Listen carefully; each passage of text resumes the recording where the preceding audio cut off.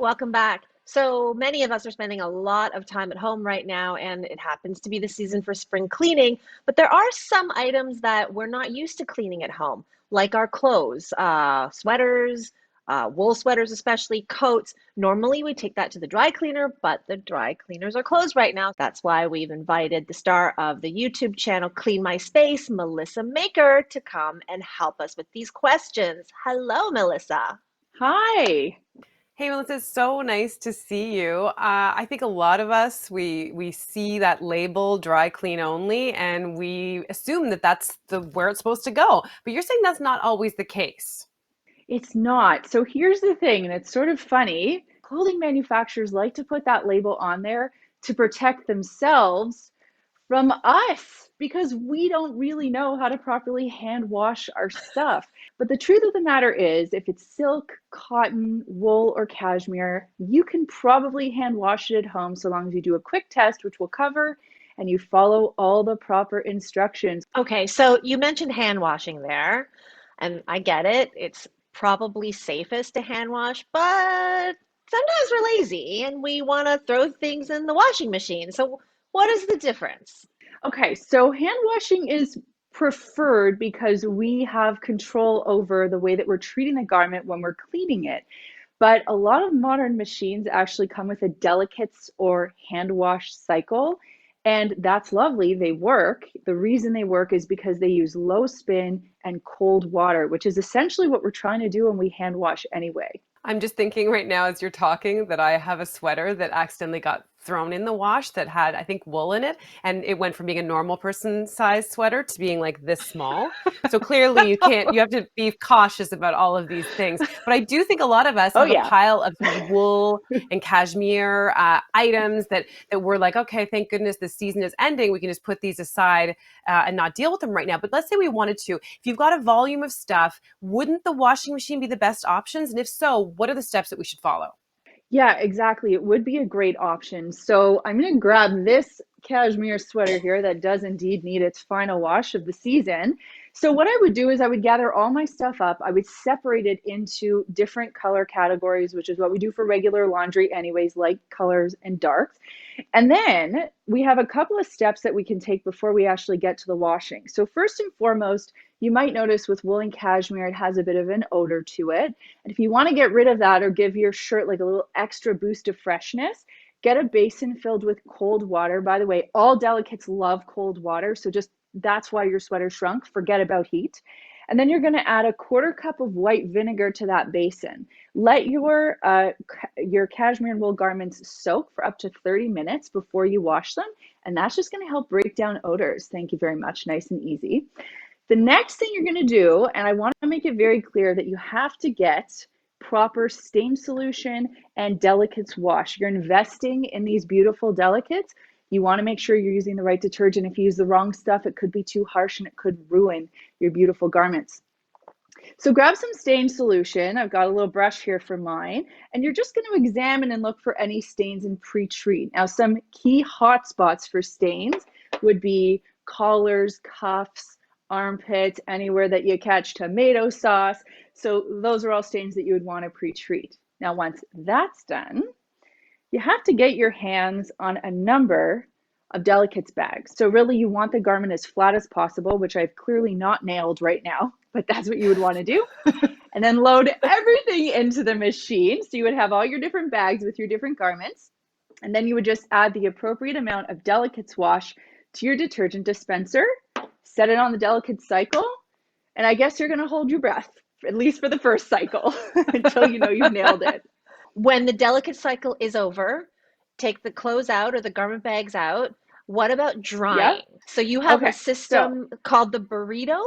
it's called the burrito. So you're going to take your garment out and you're going to lay it flat on a towel. And the reason we like to do the burrito is because it helps to remove a lot of excess moisture that would otherwise make drying time a lot longer. So you're just going to get a dry, clean towel, lay your garment out flat. And then, I mean, come on, we've all made a burrito before, sort of.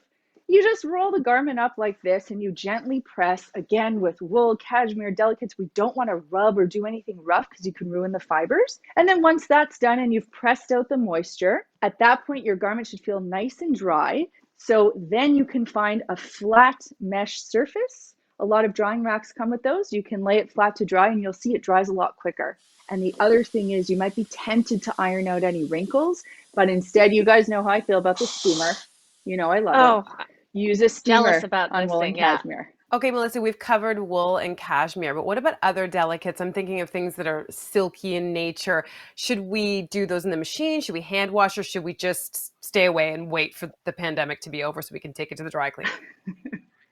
Okay, really good question. So with silk and other delicates, generally speaking, you can hand wash them, but you have to do a little test first because you want to make sure that you're not going to ruin it in water.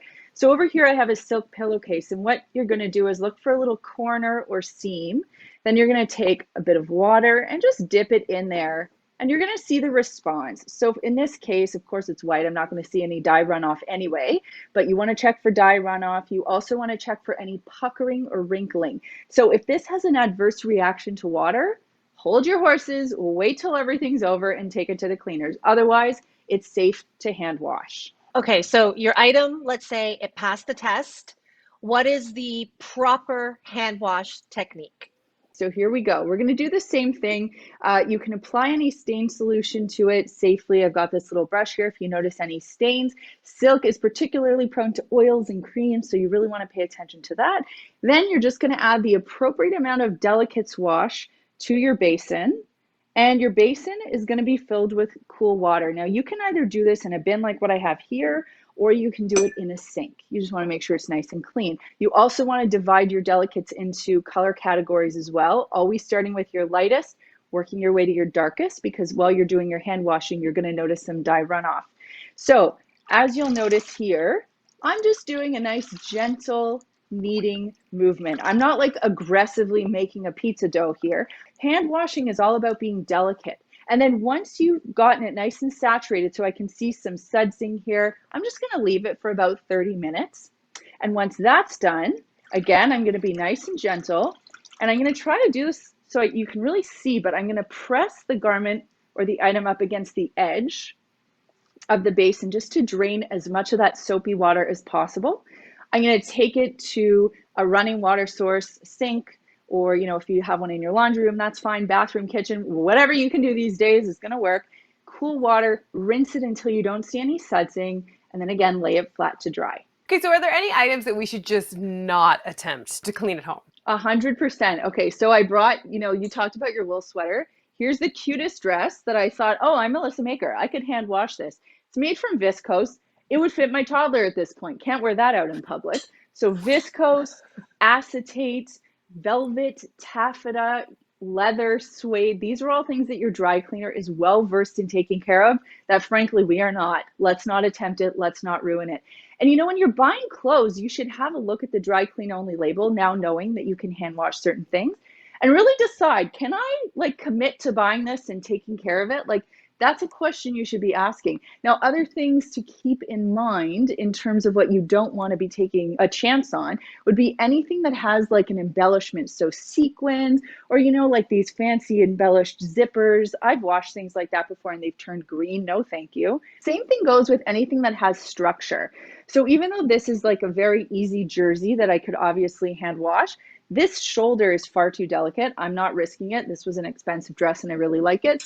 And anything that's really bulky or big. So, if you want to wash a rug, if you have a washable rug, same thing goes for window treatments or a comforter. If your machine's not big enough, your cleaner can handle that as well. Melissa, always a pleasure to see you. Thank you so much for these great tips.